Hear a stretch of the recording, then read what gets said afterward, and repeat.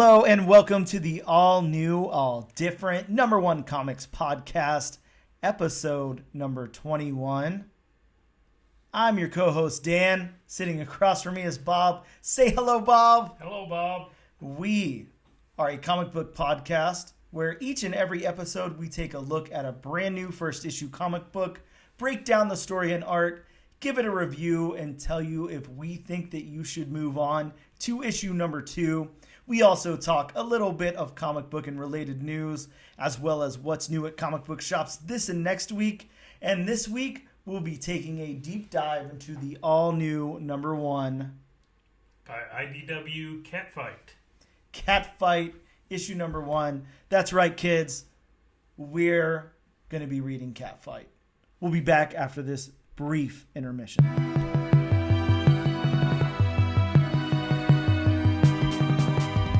And we are back. Bob? Yes. We're going to talk about some comic book news. Is there any? There is some comic book news this week. Okay. There's some interesting things out there. I think first, before we talk about the news, you and I just watched a trailer for Teenage Mutant Ninja Turtles Mutant Mayhem. I think that's the name. I don't have it pulled up in front of me, but I'm pretty sure that... Mutant Mayhem, yeah. yes. We don't have to talk about it too much. We both only watched it the one time. I think I'm like anybody else in our age range. I loved the Saturday morning cartoons of Teenage Mutant Ninja Turtles. Had all the action figures. Watched all 3 movies religiously. And that cool like musical special or whatever it was. Whatever the hell was going on there. Back when cartoons had kick-ass theme songs. Yeah, they did. But yeah, aside from that, I don't follow anything too closely. I've not watched the newer Teenage Mutant Ninja Turtles, which are the Michael Bay, right? That's who did those? Unfortunately. I mean, I say newer, but probably at this point they're 10 years old or older. Another franchise that Michael Bay got his awful odd tear claws into. Yeah, so I haven't seen any of those. I did watch... I remember, God, it's been years ago now, but there was an animated movie that came out. I remember Kevin Smith did a voice in it, so I went and saw that. Okay. Animation wasn't really for me, and I haven't seen any of the most recent like Nickelodeon stuff either. Yeah, there's been a few of them, haven't there? Yeah, quite a few. So I'm pretty far removed from Teenage Mutant Ninja Turtles at this point, with the exception of buying the comics that come out. I haven't read one in a while, to be honest. I just kind of collect them, and like I said, I'm pretty far removed from any of the media other than the cartoons from when we were kids, and then those movies from the 90s. So with that being said, what did you think about this trailer? Did you have any thoughts? I know I've got some thoughts, but I'd love to hear yours, Bob. My biggest thought, looking at the trailer, it's you can definitely tell it was produced by Nickelodeon. Yeah. It definitely has that, younger audience feel. And, I mean, I even said it to you, the animation style kind of reminds me of Into the Spider-Verse, but with a little more claymation mixed in. Well, it was kind of cool because it had, like, a singular style pretty much all the way up until we saw the other group of mutants with Bebop and Rocksteady and all of them. And then I feel like some of that was a little different. It kind of did that Spider-Verse thing where it mixed in some different kind of animation, which that's pretty cool. I do have to say the kind of claymation look to it was a little jarring to me at first. Yeah. I think I could probably get used to it after I was sitting there watching a movie. I don't think that would be a problem. I think that...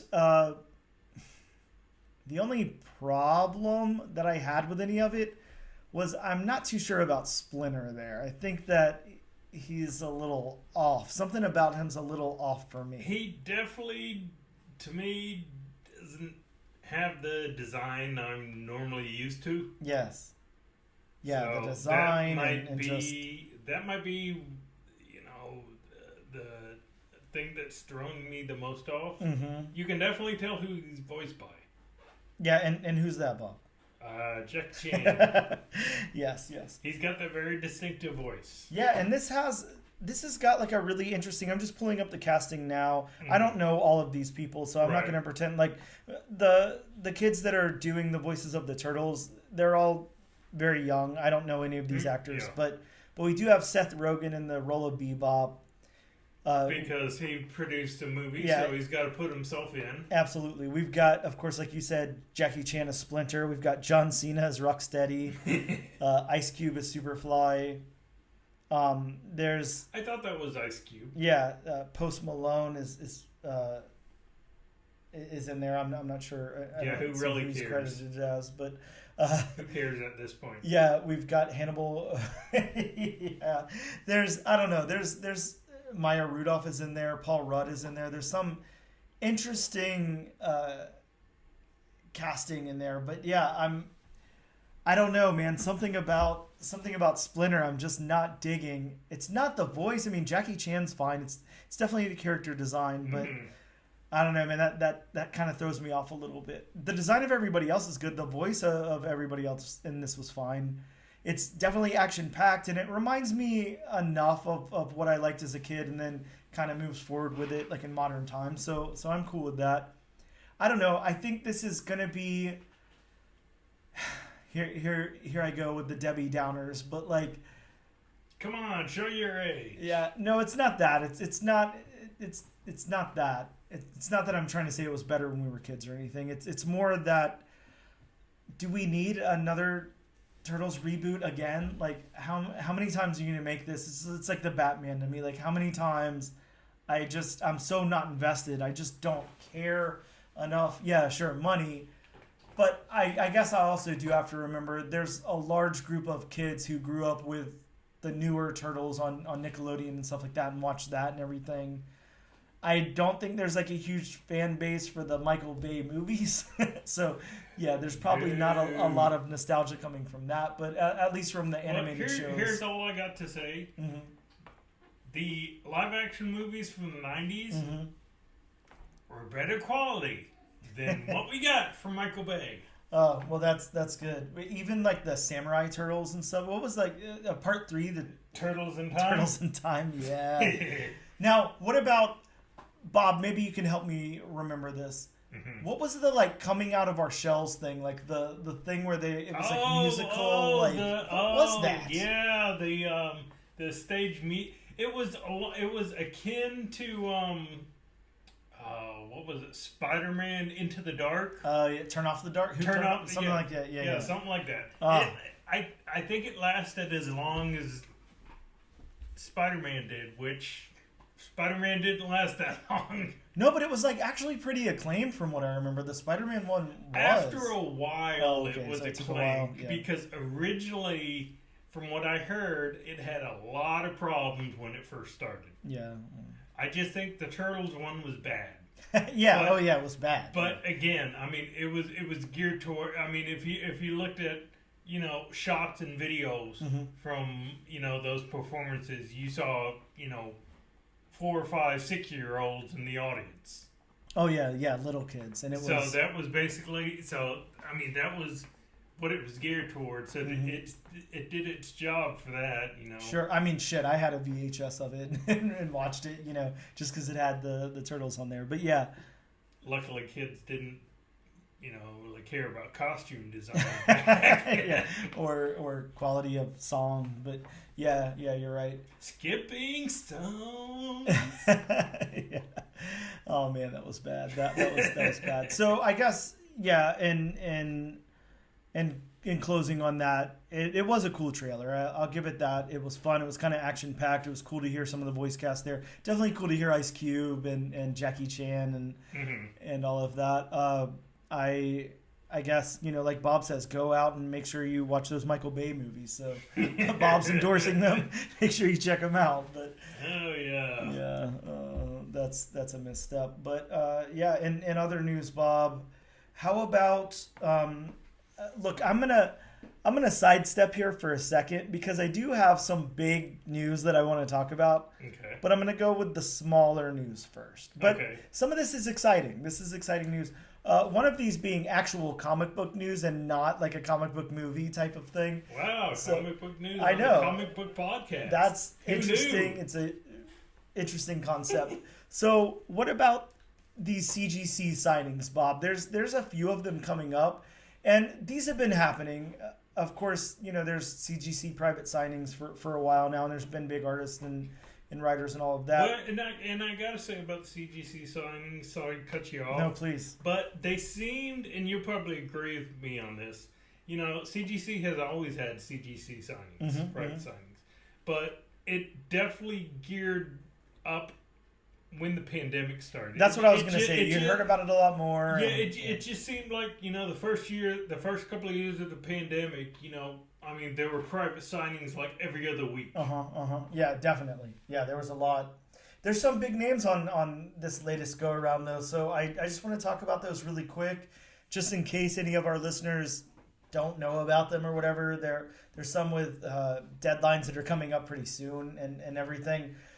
First off is Peach Momoko. We were just talking about Peach Momoko. We've got the World Tree issue number 1 second print that dropped this week in comic book shops. That was a 1 per store kind of surprise thank you variant Peach Momoko cover.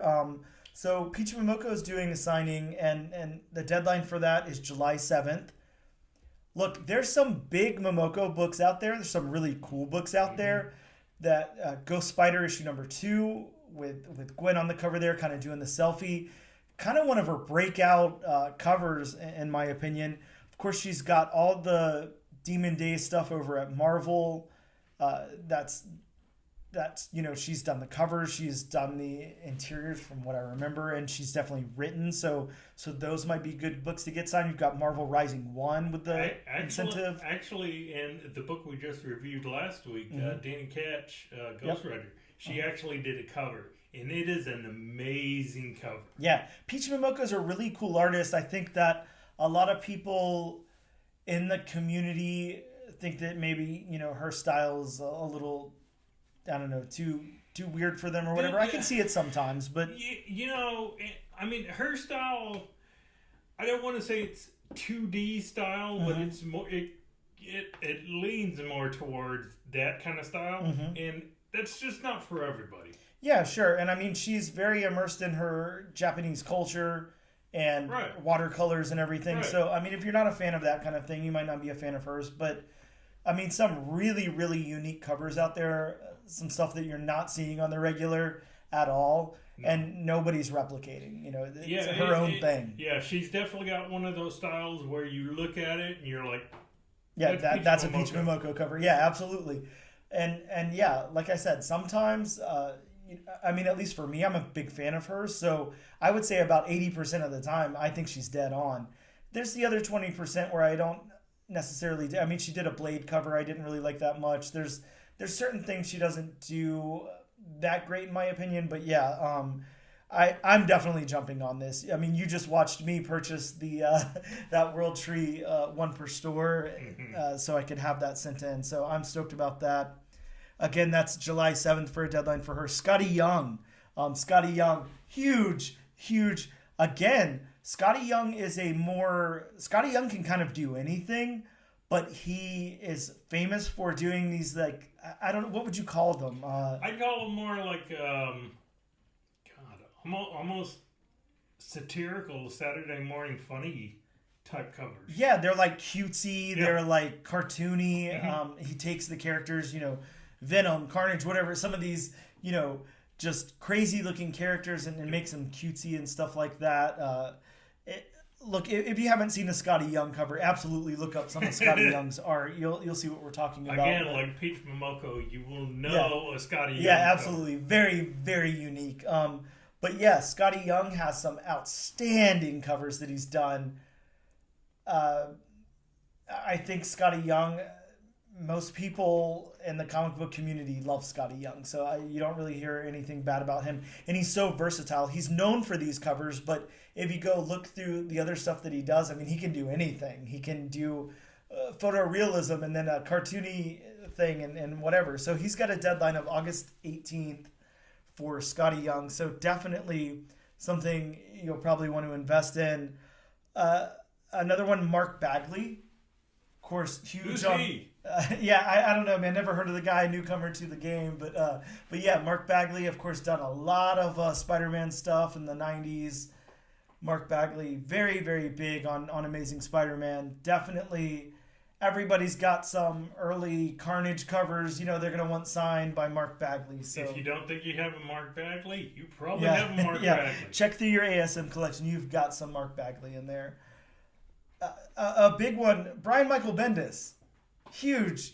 I'm most likely going to send in for that. Yeah, you know, if I still had a copy of Ultimate Fallout 4, I'd definitely send in for that. But I've got a lot of other Bendis stuff. Of course, Bendis, you know, huge creator at Marvel, at DC, creator-owned stuff, whatever. Even something like Naomi, I'd love to have signed by Bendis. So it might be good to throw in something by Bendis. Lastly, Randy Emberlin. I didn't know him by name. Honestly, as much as I know about comics and everything, I had to look him up. But he has done quite a bit. He's big on the scene, and maybe just to go over a few things. He's most credited for his ink work on Spider-Man, so he's also a big Spider-Man artist there. But yeah, just going over, he did G.I. Joe, Doctor Strange, Alien Legion, and Ghost. And he's also been doing stuff for Left Behind, which is very interesting. But yeah, a big 90s Marvel inker also. So him and Mark Bagley, and then you got Bendis in there. That deadline, because I don't have that in front of my face right this second. That last deadline is July 23rd, and that is for Mark Bagley, Brian Michael Bendis, and Randy Emberlin. So definitely want to gather up your books, see what you got from those guys, and maybe get them sent in. So before we move on, besides Peach Momoko, are there any that you're definitely going to send in for? I mean, it's so hard to say. You know, I have a lot of Scotty Young covers that I'd like to send in. I don't know. To me, it's a big... I don't know why I have this problem with grading books, but it just seems like a big financial burden, you know? It's a lot to encapsulate a book, in my opinion. You're paying all this... I don't know. It just seems like a lot. It does, but I mean, you're actually making the book more valuable. So. Yeah, absolutely. I mean, I'm not saying it's not worth it. I just, you know, as much as I collect and everything, I've got an entire storage unit full of comic books, as we know, and I mean, my CGC is what's on the wall behind me, and then that box right there. That's it. So I don't do a lot of slab books. For those who can't see, he did point right behind to the wall, right behind him, and to his closet, which is to the side of me. Yeah, so yeah, I mean, maybe definitely less than 100 graded books out of my entire collection of probably 7,500,000 books. But yeah, I don't know. I'm definitely in for the Peach Momoko signing. I'll give it that. I'd love to get some Scotty Young and Mark Bagley and Bendis stuff signed as well, but we'll have to see where I am. So, you, Bob, you definitely throwing in for something? Most likely, I'm saying 99% sure because, I'm sure right now, but I don't know what's going to happen tomorrow and the next day. Sure. Most likely the Brian Michael Bendis, and one you didn't name that I think the deadline date is in August. Roy Thomas. Oh wow, Roy Thomas. Yes, I have. Okay. I have a Star Wars #1 signed by him. I have an Avengers 57 signed by him, and I have an Avengers 58 signed by him. And I know I've got many other comics that by him that I wouldn't mind getting signed. Yes. Yeah, I mean, Roy Thomas, a huge name in comics. Yeah, definitely, absolutely worth that. I'll give you that. I don't know. Look, for right now, to be determined, I'm sticking with Peach Momoko. We'll see where it goes. And other little bit of news, and again, this is before I drop the big news, but we've got Sydney Sweeney finally comes out and tells everybody who she is in Madam Web. So we finally know who Sydney Sweeney's playing. Sydney Sweeney, I think, is top billed in Madam Web. So it's her, and then now I can't remember who's playing Madam Web. See, that's how. Isn't that Dakota Johnson? Yes. Okay. Yes, Dakota Johnson. Yes. So that's the biggest billing there. We've got Sydney Sweeney there as Julia Carpenter. So, AKA Spider-Woman, AKA Spider-Woman 2. So the second version of Spider-Woman? Yep, second version. And interestingly enough, also the second version of Madam Web. So what does that mean? She also went on to become Madam Web Part 2. So interesting stuff. And I wasn't too up to date on the casting here and everything. I didn't know everything that was going on with this movie. And I looked into some of the casting on it, and it's just, damn, there's some stuff going on there. There's a lot of this is like a Spider-Verse movie. There's so many different spider people in this thing. So very, very cool. Well, and that makes sense with the movie, a Madam Web movie. Yeah. I'm pretty excited now, though, to tell you the truth. I wasn't too familiar with Sydney Sweeney. I've not seen any of her stuff until I started a couple of months ago. I watched Euphoria. I had never seen it. I heard it was a little drastic, so I kind of stayed away from it. But then I just got bored one day and turned on HBO Max and then watched that first episode. And I was hooked. I had to just continue watching the entire thing that was on there. And the main reason is Sydney Sweeney. She's real good in that show. Very, very good. I like her character a lot in the show. It's very cool. So I'm excited about this. Very, very cool. It opens up some very cool possibilities, I guess. I'm very... And what studio is this by? Is this Sony? Yeah, Sony. Mm-hmm. Okay. Part of the Sony verse. So Marvel could partner up with them on something. Yeah, absolutely. Now, Bob, the last little piece of news that I have here is a little big. I'm sure you saw this on your way over, but Sony Spider-Verse producer Amy Pascal told Variety that an animated Spider-Woman movie is in the works, and get this, a live-action Miles Morales in the works. I did see this. Yeah, this blows my freaking mind. Of course, we've all just been waiting for this to happen, but just, oh my God. Of course, the first thing that comes to mind is who is going to play Miles Morales. That's all I want to know. They've got to drop an announcement soon because the anticipation.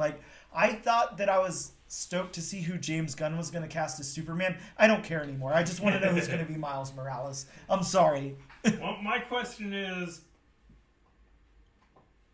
Tom Holland, Tobey Maguire, and Andrew Garfield going to appear in it? That could be very cool. I don't know. I don't think they do that. I think they let him stand on his own. In my opinion, I think that's what they'll do. But all I'm gonna say is right now, for some odd reason, Ultimate Fallout 4 is down. I mean, you can score a raw copy for almost what it was. $300, $400, $500. Get on it. That's all I can say. I completely regret selling the 2 copies that I had, and I will be repurchasing before this gets announced, because the second that it gets announced and then goes into production and has a trailer and all that, you're never touching this book again. Yeah, you got lucky that it didn't go through the roof with the animated, but yeah, whenever this is live action and it's done well, and as long as it's not Jaden Smith, then... And yeah, the Ultimate Fallout 4 variant cover, you will never. Oh yeah, I mean that's unobtainable. That's not happening. Yeah, not happening at all. Bob, give me. Are you stoked? How? Look, here's the real question: is it real for you without the casting announcement, or are you waiting for that to hit your highest level of anticipation? I'm waiting for the casting announcement. Yeah, I hear because you. It's so easy nowadays to announce movies. Sure. But as we've as we both know, look how many times that Hollywood has announced movies. Yeah. Like 2-3 years in advance, and then those movies never happen for one reason. Yeah, we get burnt especially on. with superhero movies. Sure. Yeah. I mean, yeah, you're right. We are in the midst of a superhero fatigue, and everybody kind of down on Marvel right now, and then the dawn of DC and all of that. So I guess we'll have to see what happens, but I don't know. I see this definitely, at least for speculation purposes, really bringing up comic book value again. I will say one thing about movies. The Spider movies have always done pretty well. Oh, yeah, yeah. I mean, there's... Even Spider-Man 3. Yeah, I mean, look, there's not one... I can't think of a single Spider-related title that hasn't been good. Now, I know that people say Morbius is bad.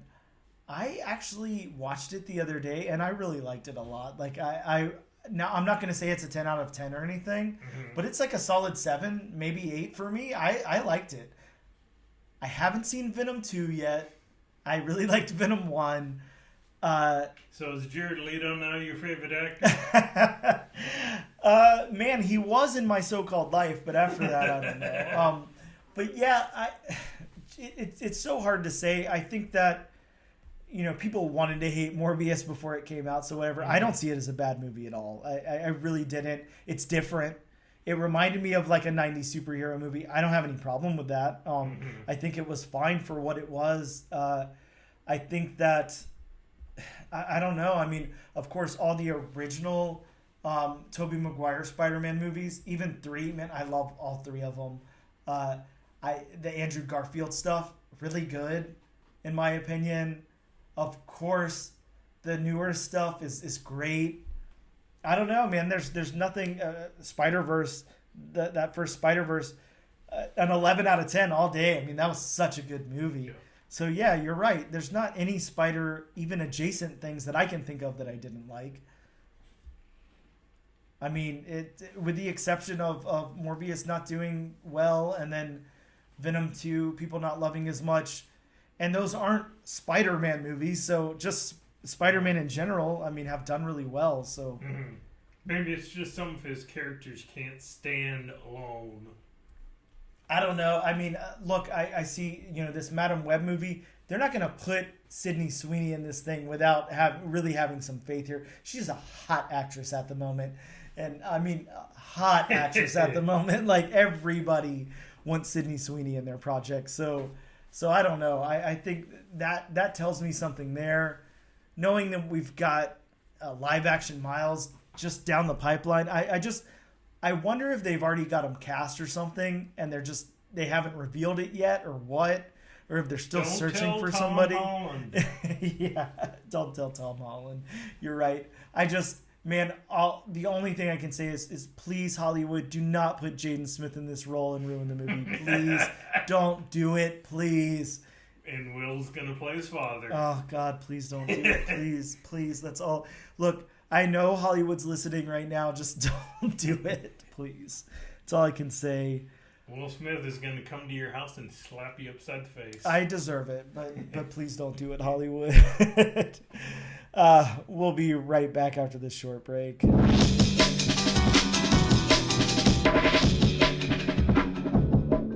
And we are back with episode number 21 of the all-new, all-different number one comics podcast. Bob, some new books came out this week. All right. We're going to talk about them. Please. We've got from Image Comics, World Tree number 2, the book that we were just talking about a few minutes ago. Yeah, issue number 2 comes out. I'm super, super excited to read this one. I cannot wait to read. I just want to see where it goes. Yeah. That first issue was nuts. Yeah, it was insane. Guys, if you've not picked up World Tree, of course we covered it here on an episode of the podcast, but I don't know what you're waiting for. Definitely go check out that first issue. But issue 2 did drop this week, as well as, like I said before, a 1 per store thank you variant of a second printing of issue number 1 with that Peach Momoko cover on it. Very, very cool. Get your hands on that if you can. We also, from Image, had the Savage Strength of Starstorm number 1. Say that 5 times fast. Man, I can't even say it 1 time slow, so I'll leave that to you. Over from DC Comics, we had a Power Girl one-shot special. Had some interesting covers on that one. Of course, had a great Art Germ variant. That's very, very cool. And they did a foilized variant of that as well. Is foilized a word, or did I just make that up? Sure. Okay, yeah, sure. Yeah. We also had DC Pride 2023. And can I just say that not being a part of the LGBTQ plus community, a strong supporter of it, but not a part of it myself, I really appreciate Marvel and DC for continuing to put these out. I do too. A lot of companies kind of back down from backlash on Pride support. We just saw, and I don't mean to get political on the podcast, but I just do want to throw it out there. We just saw Target have to pull support for the safety of their employees. And of course, we're hearing some backlash on Bud Light now, and of course the eternal Disney feud and all of that. But I do really want to say that I appreciate Marvel and DC for sticking to their guns and not backing down off of their Pride support. A+ to them. In my opinion, can't speak for Bob. Don't want to put words in anybody's mouth, and I don't want to get political on the podcast. But again, it's the whole inclusion we've yes, talked about. Absolutely. The world deserves it. So thank you guys for continuing to put those out. But yeah, DC did put out their DC Pride 2023 anthology book this week. Got some really cool covers on that one as well.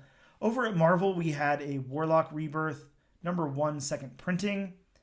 We've got the Amazing Spider-Man 26, big issue, big things going on there. Of course, we won't spoil it here on this episode, but just know that you should have your copy of that. I cannot wait to read that and see how events go down. Stoked. We also had Edge of Spider-Verse 2. No, not that Edge of Spider-Verse 2. Another volume. But it does have a couple of new characters in it, so might be one to pick up. I hope it's not the original, or else it would be on, its 20th printing right now? Yeah. Oh, yeah, man. It would be somewhere way up there. We have the Punisher, issue number 12. This is the conclusion of the current Punisher storyline, or the current arc written by Jason Aaron. So Jason Aaron wrapping up his run on Punisher. Man, very, very epic run, even though it was super short with only 12 issues. Really, really cool run. Can't wait to see how that concludes. And then we have Venom Lethal Protector 2, issue number 3. Super awesome homage cover there to some Nick Fury stuff. So definitely want to check those books out if you can. Pick those up at your local comic book shops before it's too late. Bob, let's take a quick break.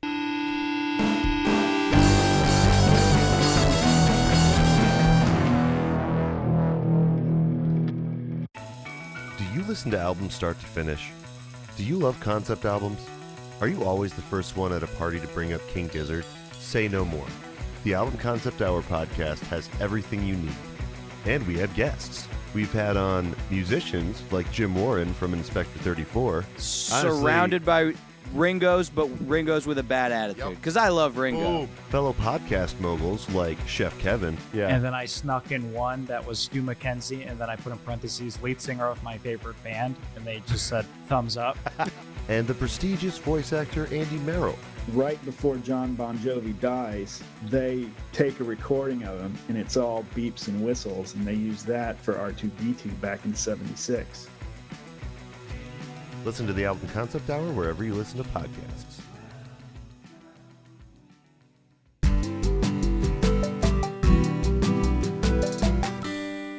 Bob, that was a break, but we are back with episode number 21 of the all-new, all-different #1 Comics podcast. To do what we do best, Bob, we are going to talk about a brand new #1 comic book that came out in your comic book shops as well as digitally this week. And this week we are covering IDW's new #1 Catfight, written by Andrew Wheeler. Right, Andrew? Andrew Wheeler.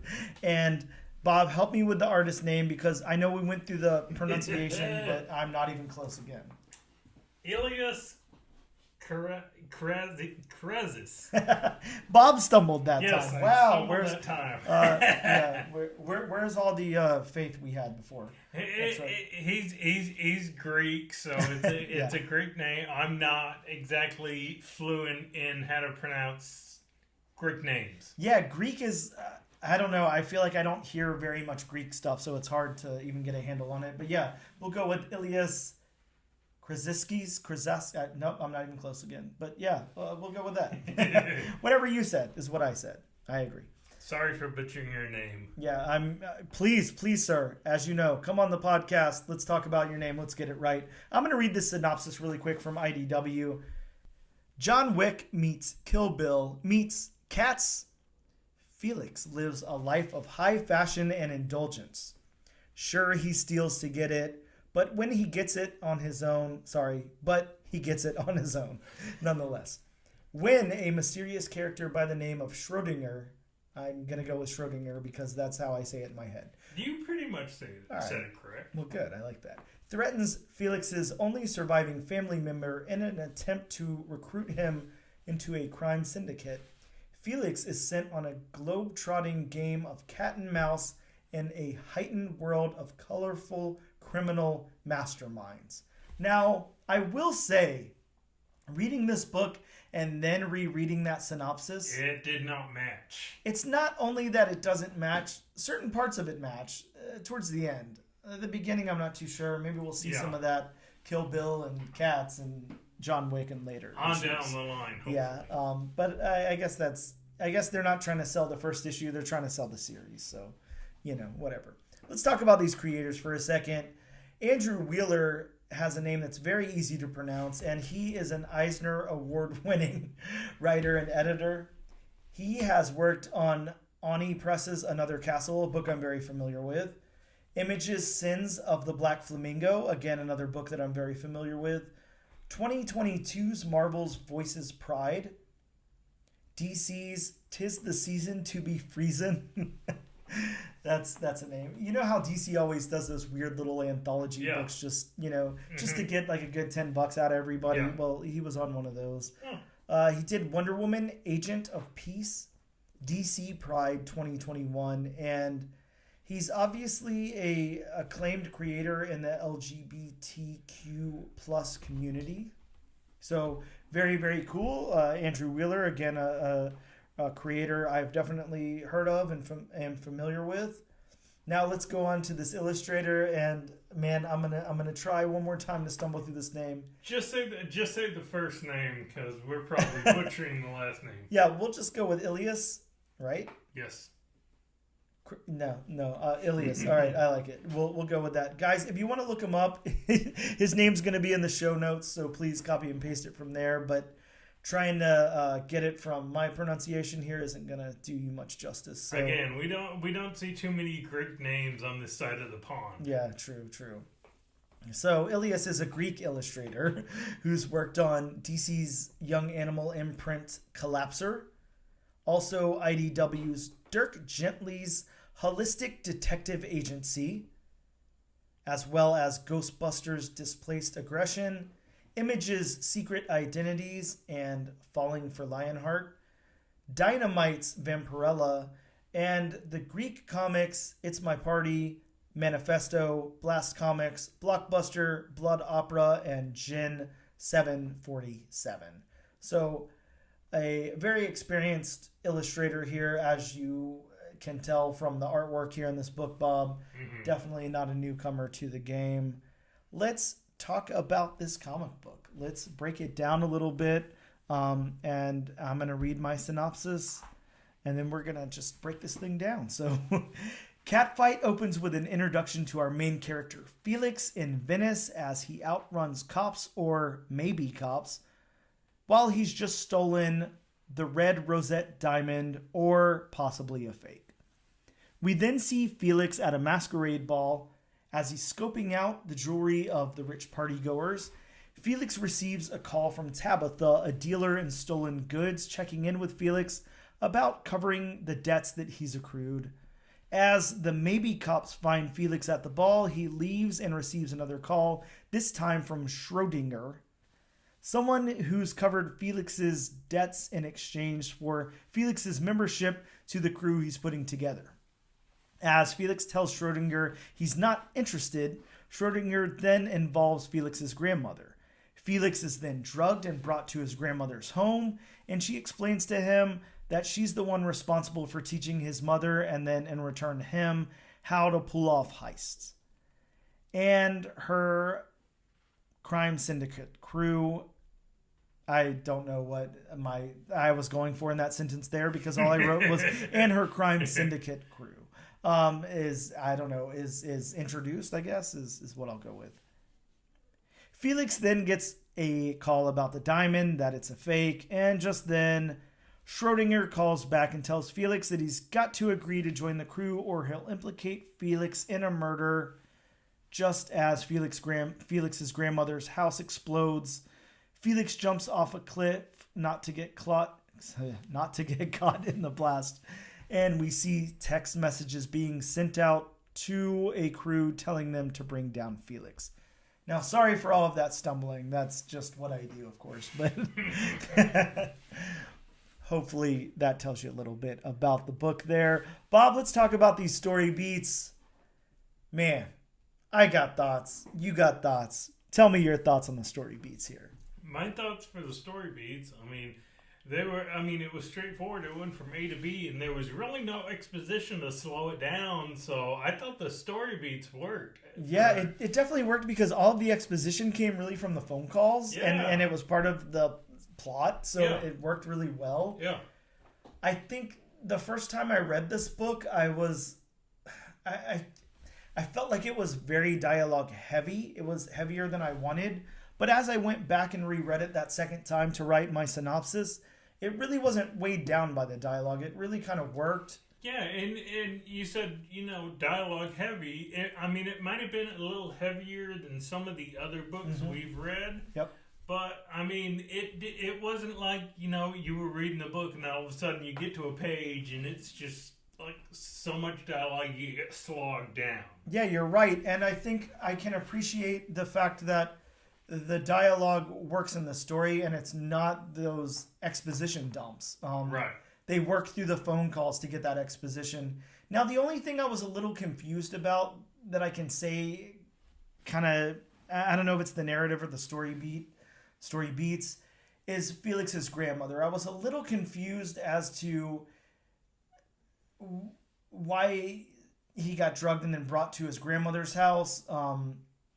Other than, I get it as far as in the story why that happened and everything. I just didn't get why it kind of, I don't know, it tricked me a little bit and made me think that Schrodinger was working for her or they were working together or whatever. Right. And then of course we see later that that's not the case. I think it just kind of caught me off guard a little bit there, but it's not that it didn't work. All the story beats worked well here. This is a well-written story, first issue, definitely. Let's talk about the narrative then. How did you feel about the narrative overall in this book? I think it kind of ties into the last question. We know that, like we talked about, it narratively goes from point A to point B. A lot of it takes place through phone calls, and that's kind of the narrative of the book, and I feel like that works. That's how we're introduced to characters. So I felt fine with the narrative here. Did you have any additional thoughts on the narrative? I didn't have any thoughts. My biggest thought was, at the end when he gets framed for his grandmother's murder. Sometimes, comics can get a little convoluted to where, the plot seems a little thin. Yes. But, the plot doesn't really seem thin in this book. No, yeah.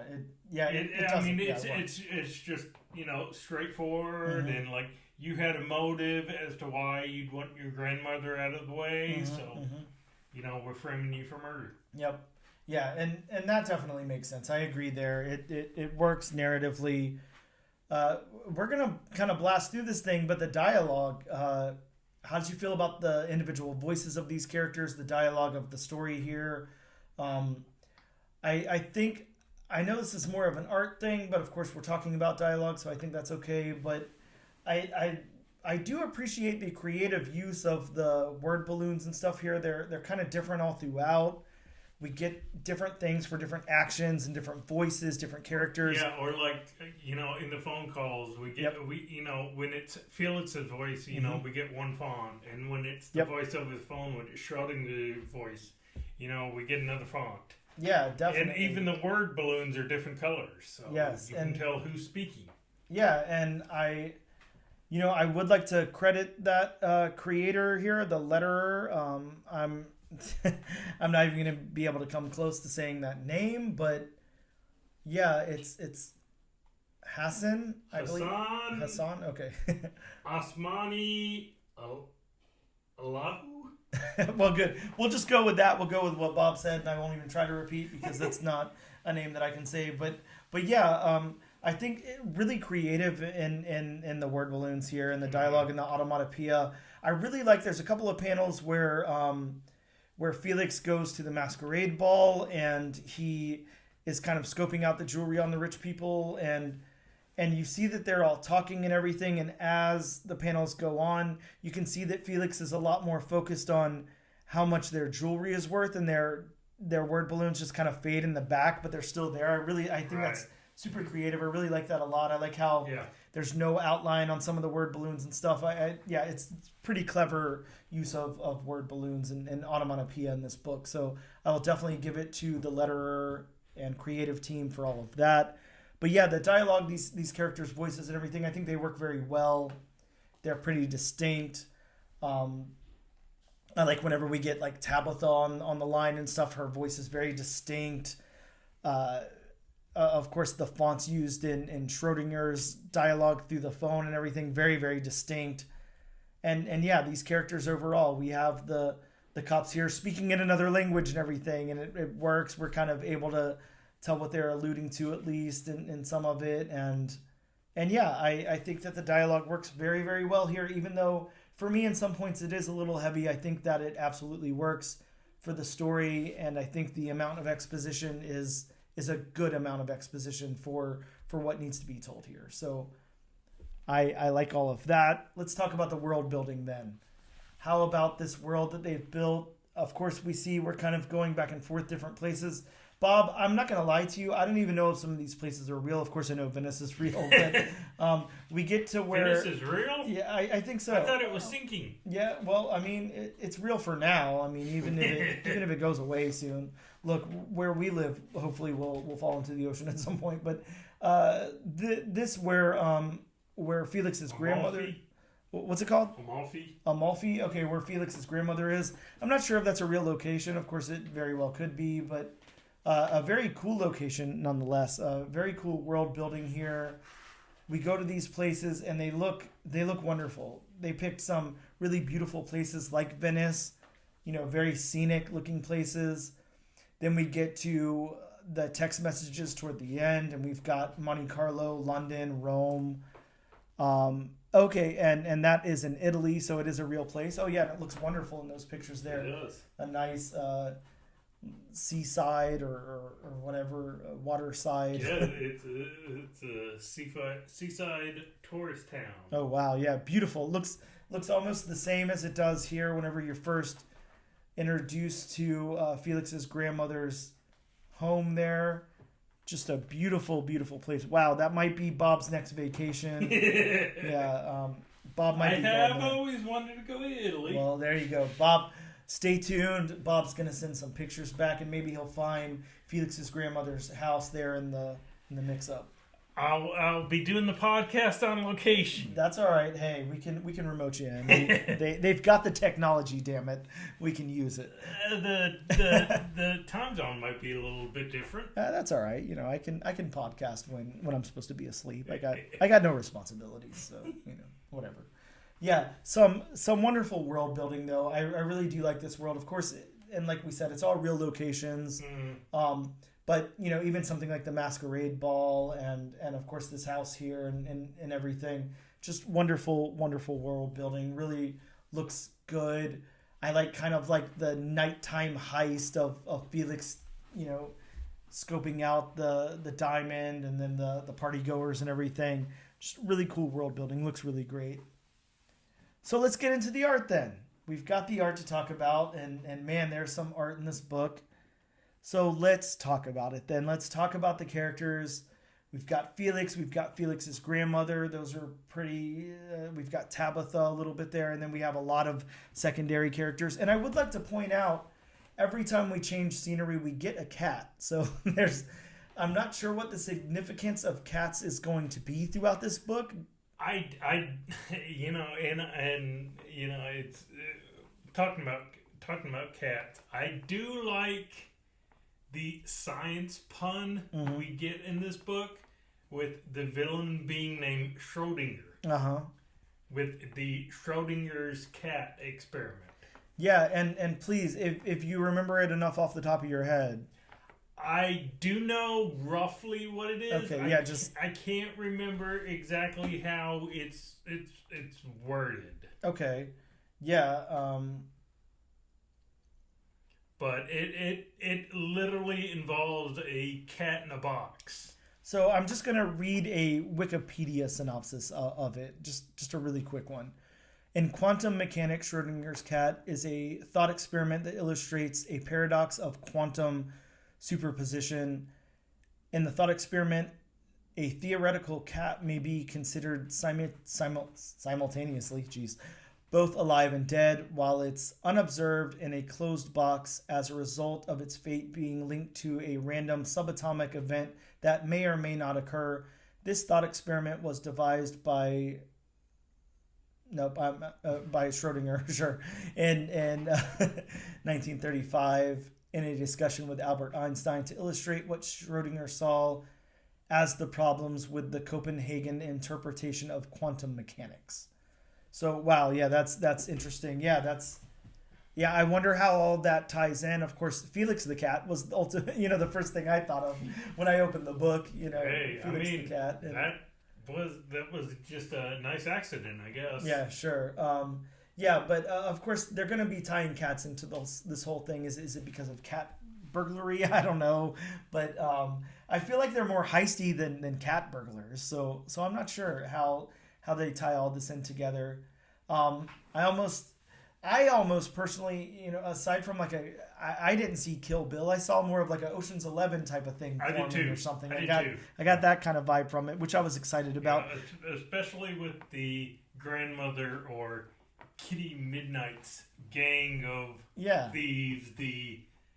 What did they call it? The Kit Kat Crime Syndicate. Yes, absolutely. Yeah. So I'm excited about that. I'm excited to see where this goes.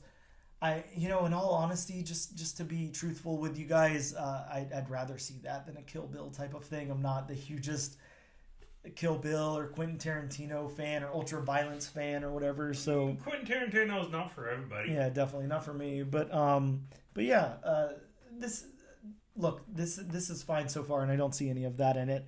So yeah, the characters work. They look good. They have a unique voice.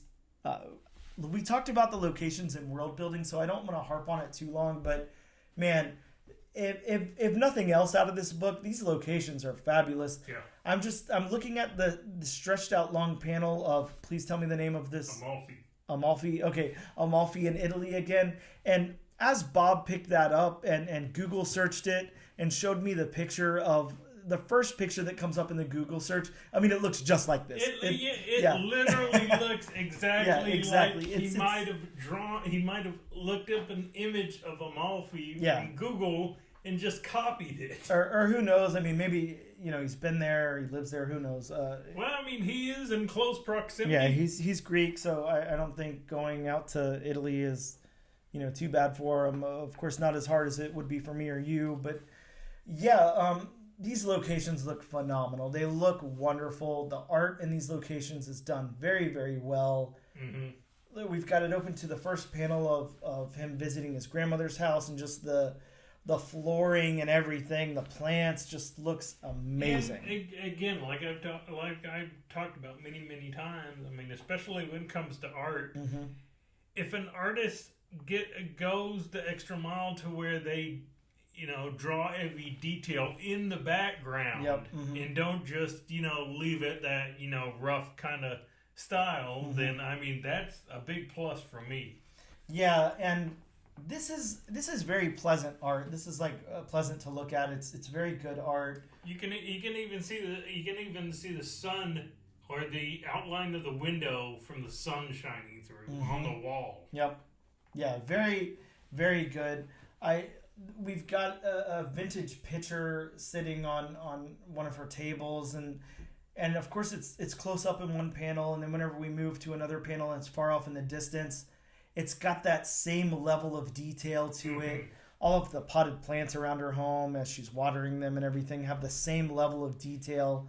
There's just a wonderful level of detail here. And something that I would like to point out, now she's got some shelving in the background with some pictures on it, and there's nothing, you don't see anything in the pictures, but it works for what it is. You don't need to see anything. There's still a level of detail there that works really wonderfully as we see some scenes of the grandmother looking out on the water and everything. The water is shimmering. It looks great. All of the trees in the background look great. She's got this amazing like wicker looking chair that she's sitting in that's just painstaking detail in it in two panels there that I just can't imagine even trying to draw that thing. So yeah, I've got to give it to this artist here. Some real great detail in the artwork. The only thing, and this is really small, and I'm definitely not gonna harp on it very much. But the only thing, as far as the art that gets me, is sometimes, especially like in the very beginning, when you see Felix yell crap when the two, I don't know what you call police officers in Italy. I don't know, in Italy, I don't know what you would call them. But when he says crap, I mean, just to me, the facial expression just doesn't fit. Mm-hmm. Yeah, I see what you're saying. It's almost like he just looks undisturbed, but he's saying crap. Now, I wonder if that's a choice to show that he knows he can take these cops, and he's just that's what I'm kind of wondering, because he is a master thief, so I mean I would assume Master Thief has a lot of experience evading people. Yeah, evading police. Yeah, law enforcement shouldn't be too hard for him. But yeah, I get what you're saying. At least that could have been conveyed a little more in some way, a little better, I guess. But again, I mean that's the only, and it's such a little detail. Sure. And I mean it's just a personal thing that I notice. Yes. Mm-hmm. Yeah. Well, I get behind you on that. But yeah, it is some beautiful artwork here. These backgrounds, the locations, this scenery, and everything looks great. Mm-hmm. Let's talk about the colors. The colorist is named Dennis Yatras. I'm gonna say you're correct. Okay. Well, hopefully I'm correct. Again, please, you're always invited to come on and tell us the correct pronunciation. Words are hard. Yeah, not that even if you tell me to my face that I'll be able to get it right, but still, that there's a separate colorist here that we could talk about. But yeah, these colors kind of pop for me. I'm looking at the first panel here with Venice at night. It's got the great background of the skies, the starry skies and everything. We've got Felix there in the apartment, kind of in the darker area, and the colors still kind of pop. And then as we're going through and we see Felix in his dark clothing switch over to his masquerade clothing with his shades of like darker blue and purple and everything, and the party goers, just the colors work really well here for me. They mix in well with the theme of the book.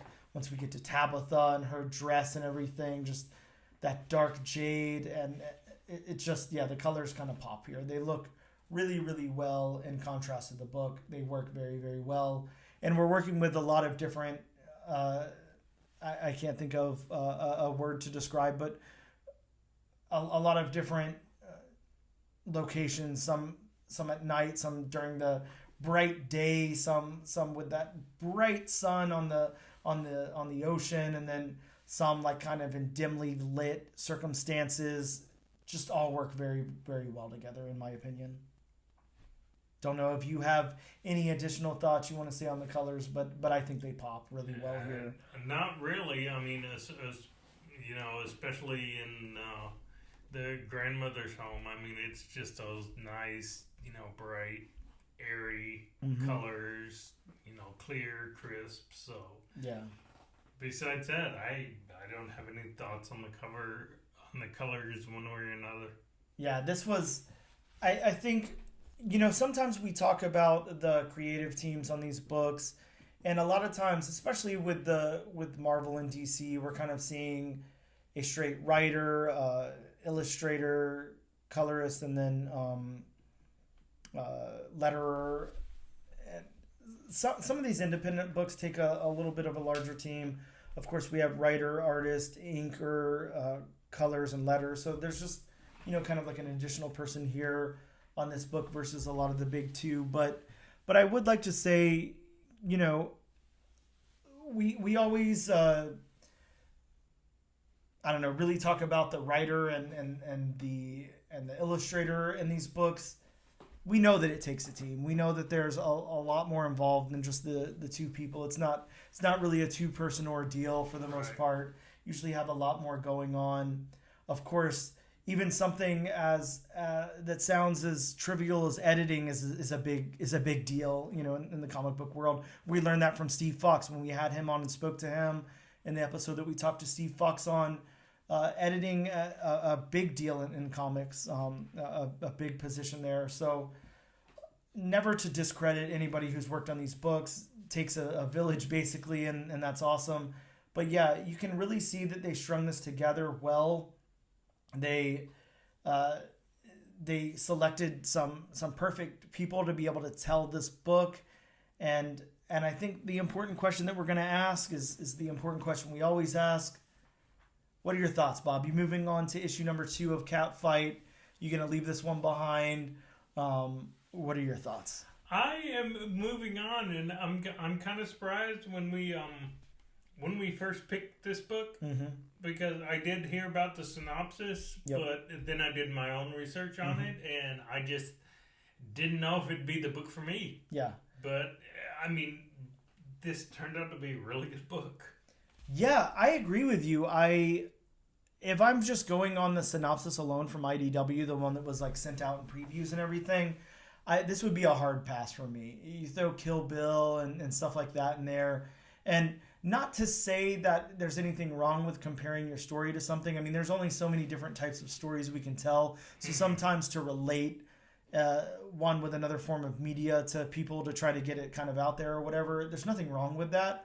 But a lot of times I just feel like it's a little uninspired to say, hey, this is this crossed with this or whatever. It just feels like, no, you're telling your own story. I mean, what does Kill Bill have to do with it? Whatever. But I'm with you. If this was just basically what the solicit said it was, if it was Kill Bill crossed with whatever else. Oh, okay, John Wick. Yeah, I'm kind of out. Like, that doesn't sound interesting to me. It just sounds like action, you know. And just a straight action comic book, it's kind of just not really my thing. You know, I want like a more supernatural element to it or something like that. But what this turned out to be, I really liked a lot. This turned out to be really good in my opinion. And it's kind of got like a mystery thing going on to it. I would more equate it to like a jumping into like a James Bond type of thing more than Kill Bill or John Wick. Yeah, so would I, like an Ocean's 11. Yeah, exactly. Bond the heist kind of thing. Yeah. With, yeah. And I feel like Schrodinger's, you know, really going to turn out to be, you know, that villain or whatever, that Dr. No or somebody. I don't know. Just... guy sitting in an easy chair petting a cat. Exactly. I mean, hey, it fits the whole cat theme. Which funny story. Speaking of cats, sorry, going off on a tangent here. No, please. I mean, that's what the people tune in for, Bob. But actually, and this wasn't James Bond related, but Marlon Brando scene in The Godfather when he was stroking the cat. Sure. Actually, this cat was scratching the crap out of him the whole time. Oh, wow. Yeah, I could definitely see somebody, you know, like Marlon Brando just sit through that, deal with the pain or whatever for for his craft there. Now, can I say I blame the cat? I'd be pissed if I was in The Godfather also, and I'd probably be scratching people. But well, apparently it was just a cat that wandered on, set. Oh, so it wasn't like a stag cat. No. Like it wasn't paid well or anything. I hope that they did something for the cat by the end of the movie. At least shared some of the profit with it or whatever. But I guess only somebody knows that. Somebody that's not us. So yeah, I agree. I would like to definitely move on to issue number 2. This is a book I want to see where it goes. I'm excited about it. And as long as it's not going into that ultra-violent Kill Bill territory that they're kind of comparing it to, kind of might leave me in the dust at that time. But for now, I definitely am excited to see where issue number 2 goes. Excited to pick this up and follow it along for the ride. So very, very cool. That's a win from both of us, from me and Bob. You got 2 thumbs up. We will continue. We're going to take a quick break, and then we're going to close this thing out. And we are back to talk about some new comic books that are coming out in your local comic book shops as well as digitally next week. Bob, hit them with the new books. So, first up, the disclaimer. I was going to say, Bob, you didn't do your famous disclaimer. The listeners are going to be very, very upset. These books are always going to be subject to change with delays and life and stuff like that. Comic book life? Understood. Yes. First up from DC, we have New Talent Showcase, the Milestone Initiative #1. Bob, I might be rubbing off on you. You can't say words. This is an anthology of 12 stories by 12 writers and artists new to the comic industry who worked with DC to hone their craft in the Milestone Initiative. So finally, it looks like from IDW, we're actually going to get Teenage Mutant Ninja Turtles versus Street Fighter #1. Yeah, I can't wait to read this one. Even if we don't cover it on the podcast, this will be a fun issue to read. This is a 5-issue crossover series that pits the 2 popular franchises against one another in a tournament. So if you are a 90s child, you will be in heaven. No, this is super cool. The only way they could make it better would be Teenage Mutant Ninja Turtles versus Mortal Kombat.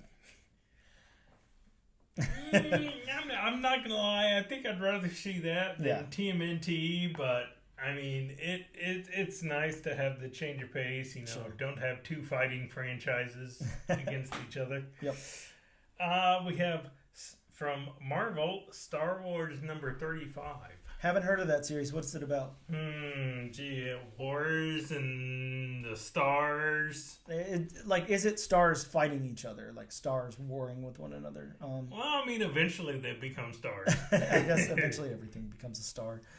This has the first full appearance of, I don't know. I can't say that name. Dr. Quada. Quada. I believe. Okay, well, very good. Glad you said it. Also from Marvel, we have Groot #2. This also has a first appearance of a monster that destroyed Groot's homeworld. A monster who shall be named later. Yeah, sure.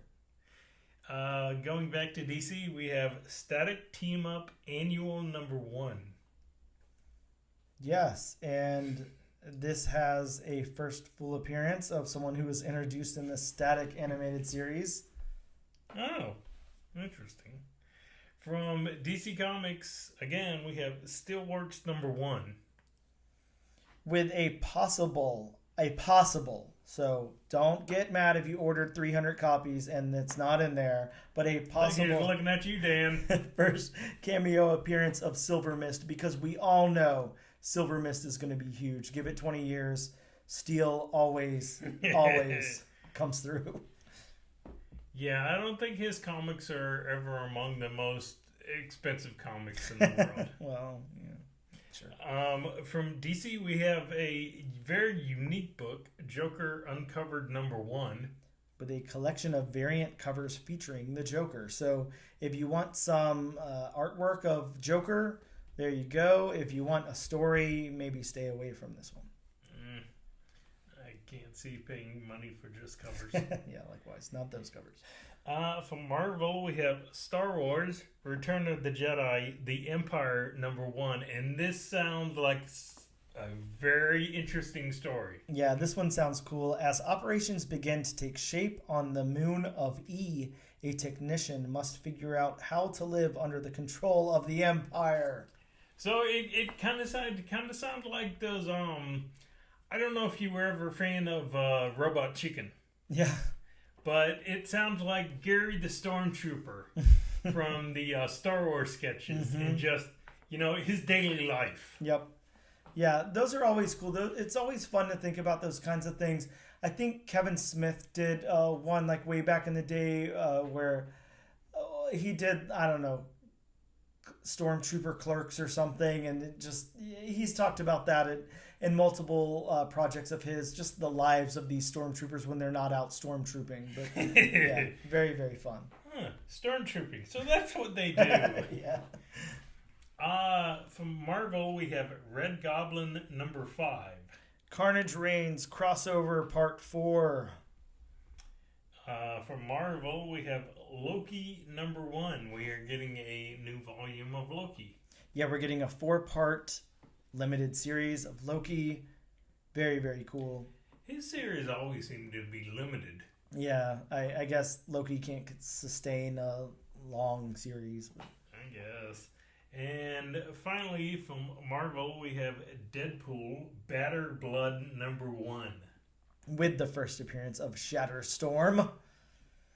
Man, those are some books that are coming out. Should be a fun week. And speaking of books that are coming out and having a fun week, Bob, let's figure out what book we're going to be covering next week on the podcast. That's right. We're going to go to our famous Wheel of Names random wheel generator. We've got 3 comics on the wheel today. Teenage Mutant Ninja Turtles versus Street Fighter #1, Star Wars Return of the Jedi, The Empire #1, and Bob's favorite Steelworks #1. Let's see where the wheel lands now. Looks like we have landed on Teenage Mutant Ninja Turtles versus Street Fighter #1. And this was actually Dan's pick. Yeah, I'm excited for that one. I can't lie, I was also pretty excited if we read the Star Wars book. Either way, either one sounds fun. Just was hoping to stay away from that Steelworks book, if we're being honest. I will be picking up that Star Wars one just because it sounds like such an interesting premise. Oh, yes, absolutely. Absolutely. A day in the life of a lowly technician. Yeah, I'll definitely be picking it up, too. I wonder if it's a one-shot or if it's an ongoing. That's a good question. I'd be happy with at least like a limited series. That would be fun. Hopefully it's not a one-shot. Yeah. Huh. Good. I'll have to do my research on that and get back to you. Yeah, let's hope so. Let's hope they've got an ongoing here. Guys, that wraps up the show for the night. Thank you so much for tuning in and checking us out. As always, it is greatly, greatly appreciated. Let's talk about where you can find us on social media. You can check us out on Instagram at ANAD_1 Comics Podcast. On Twitter at ANADNO Comic Pod. On TikTok at ANAD1 Comics Pod. And on YouTube under the Comic Book Channel. As always, this and every single week, you can be entered for our giveaway to win a free copy of the book that we discussed, this week being Catfight #1. All you've got to do is go on social media of your choice and use the hashtag AllNewAllDifferentNation in a post to be entered in that giveaway. And Bob and I will send you a copy of this book and we'll cover shipping. Again, thank you guys so much for tuning in. We'll see you next time.